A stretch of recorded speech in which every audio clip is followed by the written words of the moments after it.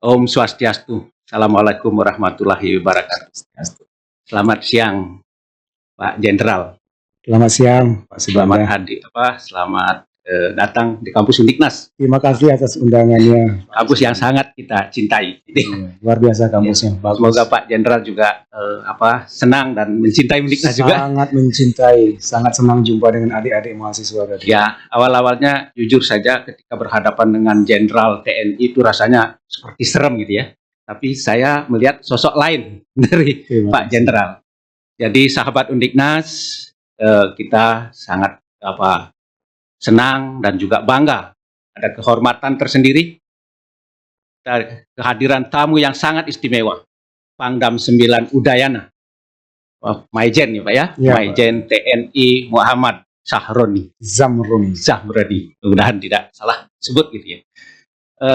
Selamat siang Pak Jenderal. Pak Subanda. Saya kira banyak hal yang mungkin bisa dibagi ya, di-share dengan teman-teman kita. Kalau tadi dengan mahasiswa, mungkin sekarang ini kepada masyarakat, khususnya netizen yang generasi muda, kaum milenial begitu. Sebetulnya seperti apa sih konsep ketahanan negara, konsep nasionalisme yang bisa kita bangun di era segini, Pak Jenderal? Ya, jadi saya sampaikan kepada staf bahwa prioritas masuk kampus itu hal yang utama bagi saya, sehingga manakala nanti diundang di kampus dan bisa menyesuaikan dengan kegiatan saya akan masuk ke kampus. Dan ini kali kedua, setelah kemarin di Unmas, sekarang di Undiknas.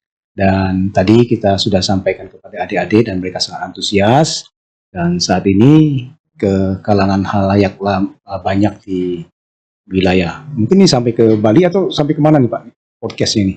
Podcastnya sampai Indonesia. Indonesia. Karena media sosial ini Jenderal. Artinya bela negara itu memang ya harus menjadi tanggung jawab kita bersama. Bahwa kita bekerja sesuai dengan profesi itu sebagai salah satu bentuk implementasi dari bela negara. Artinya tidak hanya kita harus mengangkat senjata, tetapi adalah sesuai dengan profesi masing-masing, itu adalah juga wujud dari bela negara. Artinya manakala kita berprofesi dengan baik, profesional dan lain sebagainya, dan masyarakat umum, andaikan kita sebagai seorang pelajar, jadilah pelajar yang bertanggung jawab. Ikuti timba ilmu dengan sebaik-baiknya, tingkatkan kompetensi diri, sehingga pada waktunya nanti kita bisa menjadi sumber daya manusia yang unggul. Nah, dengan kita menjadi manusia yang unggul itulah kita bisa membangun negeri ini. Kalau dia unggul di bidang ekonomi, ya bangunlah sektor perekonomian. Ekonomi kita yang kuat itu akan berkontribusi. Jadi intinya tidak hanya tanggung jawab TNI ya. Ya, betul. Tidak hanya semua profesi bertanggung jawab. Tanggung jawab, termasuk juga kaum milenial kita. Termasuk milenial, misalnya jago mereka main di medsos, ya kampanyekanlah yang positif-positif, jangan yang negatif-negatif. Tetap bisa bermedsos, tapi yang positif. Nah, seperti himbauan-himbauan yang semakin membuat kita bangga dengan bangsa ini, dengan negara kita, negara besar, dengan budaya kita, bukan justru ya melemahkan semangat kita dengan berita-berita yang negatif, berita-berita yang terkadang tidak benar tapi di-broadcast kemana. Apalagi nanti target kita Indonesia Emas, Indonesia Jaya juga di luar negeri ya. Indonesia Emas itu sangat tergantung dengan generasi muda kita saat ini. Mereka harus kita bentuk menjadi ya anak-anak muda yang bertanggung jawab terhadap bangsa dan negaranya.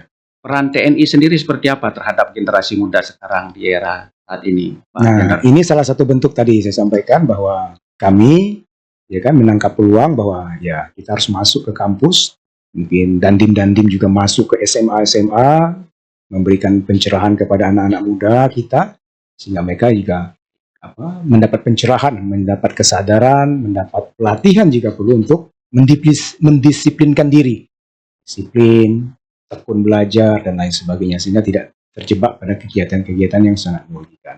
Nah, kami sudah wujudkan tadi bahwa di kampus kita ajak adik-adik itu, kita masuk ke dunia mereka, kan? Mereka bilang tadi, milenial ini kita mager segala macam.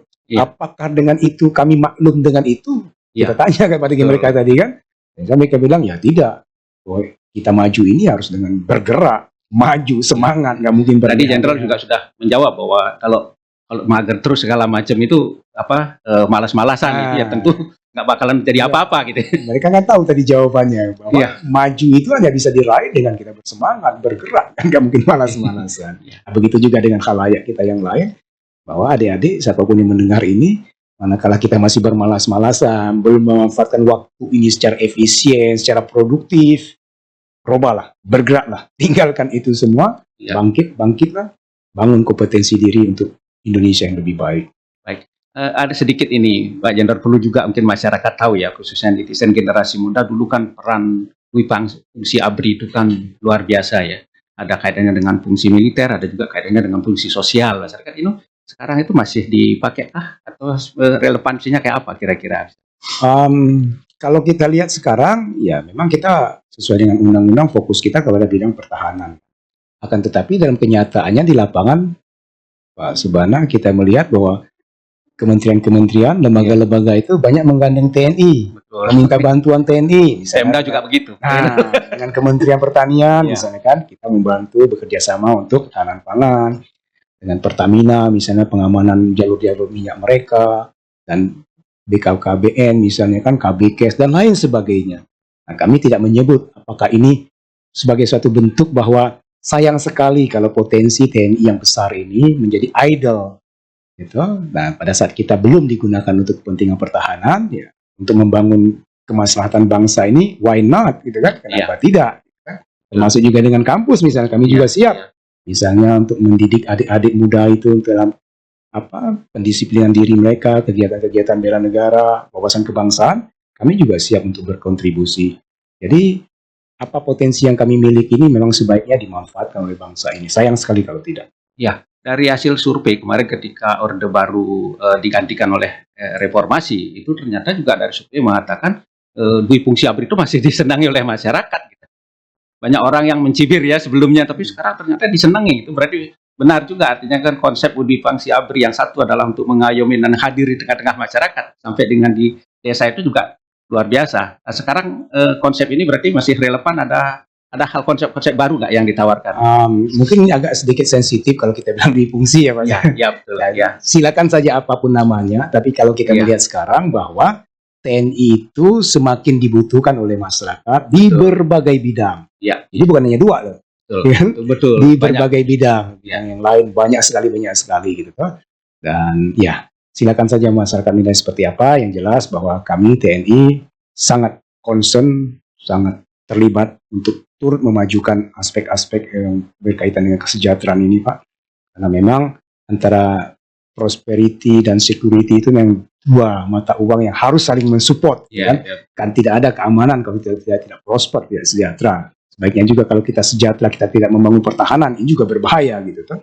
Jadi dua hal ini memang harus kita bisa bangun berbarengan, bahwa aspek prosperity, kesejahteraan, TNI juga mempunyai potensi untuk dilibatkan dalam tugas-tugas itu, maka kami banyak membantu kementerian dan lembaga untuk turut berkontribusi dalam rangka semakin memajukan Indonesia ini. Khusus untuk Bali sendiri, Pak Jenderal, ini kan anggaplah markasnya sekarang ada di Bali. Seperti apa Pak Jenderal melihat masyarakat ke depan dan juga fenomena yang terjadi saat ini ya? Pertama dari perspektif sosialnya gitu. Kami baru datang di Bali tanggal 21 yang lalu Pak, jadi hitungannya baru sebulan. Tapi ya saya sangat mengapresiasi apa yang terjadi di Bali, kan kemarin banyak ribut-ribut kawan-kawan adik-adik kita mahasiswa di tempat lain, tapi alhamdulillah di Bali ini memang ya sesuai dengan budaya kan. Bali itu masyarakat yang sangat berbudaya, menjunjung tinggi, yakin akan ada karma. Jadi ya saya salut dengan adik-adik mahasiswa di sini tetap menyampaikan aspirasi dan pendapatnya. Kearifan lokal yang melekat itu juga menjadi landasan mereka untuk bersikap. Cermin dan sikap mereka yang sangat santun, tidak mau terprovokasi. Teruskanlah, adik-adik mahasiswa memang harus terus bisa bersuara, menyuarakan ide-idenya, pendapatnya, tetapi tentunya dengan cara-cara kearifan lokal Bali, yaitu Bali apa tadi? Ya itu tadi yang santun, yang tidak beringas, yang tidak bikin kerusakan. Itulah cermin intelektual yang kita harapkan. Itu sudah termasuk pertahanan nasional juga. Nah, itu juga termasuk itu kan. Yang Pak Jenderal tadi sampaikan bahwa itu pertahanan dari segi budaya, adat istiadat juga pertahanan nasional gitu ya. Betul Mas. Dia tidak terpengaruh kan, tidak mudah terprovokasi.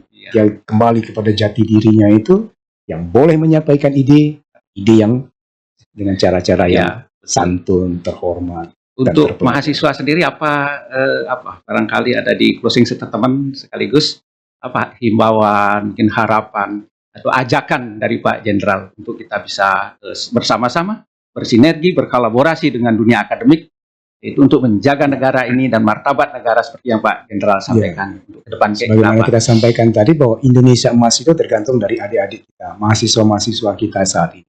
Karena itu ya saya berharap mereka bangunlah kompetensi dirinya, ikutilah pembelajaran di kampus dengan baik, jaga karakter diri. Kalaulah tadi yang generasi Z yang dia bilang bermalasan segala macam itu jangan jadi excuse. Dia harus menyatakan, oh ini tantangan bagi dirinya, jangan berperilaku seperti begitu. Kalau mereka bisa hilangkan stigma itu semua, mereka akan maju. Dan kita sangat berharap bahwa Indonesia ke depan ini optimis di tangan adik-adik kita yang mau membangun dirinya sejak dengan saat ini. Intinya disiplin itu bukan hanya milik TNI ini, Nah, tapi milik seluruh milik masyarakat, semua orang. termasuk generasi muda juga. Betul. Baik, terima kasih Pak Jenderal sudah meluangkan waktu untuk sharing, untuk kita berbagi dan mohon nanti kita bisa bekerja sama Terima bersinergi kasih. dengan dunia kampus khususnya di Undiknas University. Terima kasih Mas. Mari kita bersama-sama membangun negeri ini, menyuarakan, menghimbau hal-hal yang baik untuk kebaikan kita bersama. Oke. TNI Merdeka. kuat, merdeka. Terima kasih.